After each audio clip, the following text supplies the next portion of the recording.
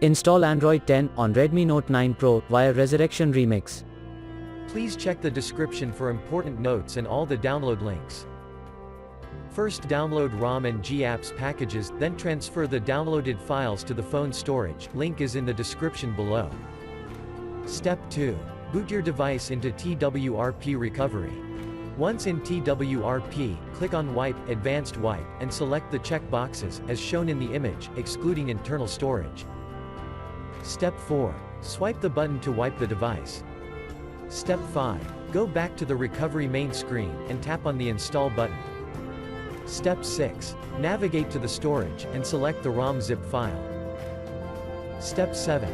Finally, swipe the button on the screen, to install ROM file. Step 8.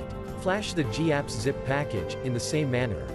Step 9. After GApps flashing completes, select Wipe Cache and dalvik from bottom left side of screen, and swipe to wipe. Step 10. When the flashing process is complete, hit Reboot System. That's it, you have successfully installed the ROM on your device.